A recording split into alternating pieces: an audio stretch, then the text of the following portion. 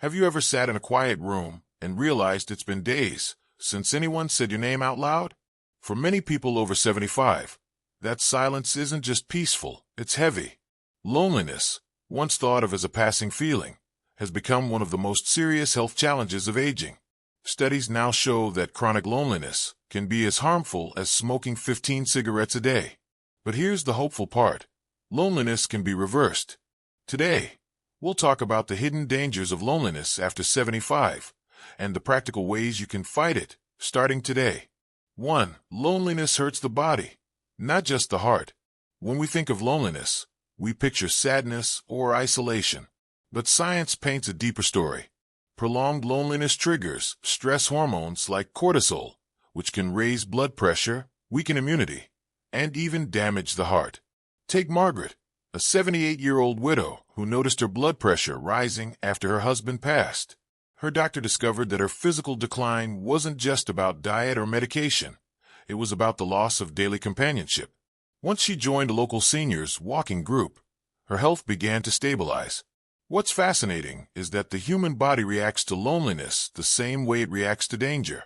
Your brain senses social isolation as a threat, releasing stress hormones meant for survival, not for daily living. Over time, this constant, alert state wears down the immune system. So loneliness, in truth, isn't just emotional pain. It's a biological signal that we need connection to survive. 2. It shrinks our world and our confidence. When people feel lonely for too long, their world begins to shrink. They go out less, talk less, and start to believe that others don't want to hear from them. This quiet withdrawal can make the loneliness even deeper. Think of George, 82, who stopped attending his local chess club because he thought he'd become too slow to play.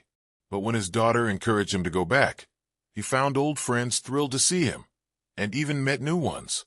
Confidence, just like muscle, fades without use. The longer we isolate ourselves, the more our minds whisper, "You don't belong anymore." But that's a lie loneliness tells. Taking one brave step back into the world, a phone call, a visit to a cafe, a community event, can reopen doors we thought were closed forever. 3. Technology can bridge or break the gap. In today's world, technology can either connect us or make us feel left behind. Video calls, online hobby groups, and senior-friendly apps can be lifelines for those living alone. But when technology feels confusing, it can deepen frustration and isolation. That's why it's vital for families to help their elders learn, not just hand them a tablet, but sit beside them and teach with patience. When Evelyn, 76, learned to use a video chat app, she began having weekly tea times online with her sister across the country. "It's not the same as sitting together," she said, "but it's still together." Technology isn't about screens, it's about connection when used with care. And for those hesitant to try, remember, every skill starts with a single step. Once you master that first video call, you'll feel a whole new world open up again. 4. Routine and purpose are powerful antidotes. Loneliness often creeps in when the structure of life fades, after retirement, loss, or a move. Having a reason to get up each morning can be transformative. Volunteering, caring for a garden, mentoring young people. These small acts create rhythm and meaning. Consider Frank, a retired teacher who began tutoring children at the local library. He says, "Those 2 hours a week remind me that I still matter." Purpose is not about productivity, it's about belonging. It's about feeling that your presence still makes the world a little better. Studies show that seniors with a sense of daily purpose live longer, recover faster from illness, and report higher happiness levels. Purpose anchors the mind, giving each day direction and warmth. 5. Human touch and presence matter more than we think. Science shows that even small gestures, a hug, a smile, a hand on the shoulder, release oxytocin, the bonding hormone that calms stress and lifts mood. In nursing homes where residents receive daily touch therapy or pet visits, depression rates drop dramatically. Loneliness often hides behind polite smiles, but physical warmth breaks through. A handshake, a pat on the back, even a shared laugh can remind someone that they're still seen and valued. And if you have a pet, cherish that bond. Pet owners over 65 often report less loneliness and better emotional balance. Touch, in the end, is not a luxury, it's human medicine. 6. Community isn't a luxury, it's a lifeline. Loneliness can't always be solved alone. Community programs, from local churches to neighborhood centers to online support circles, are powerful antidotes.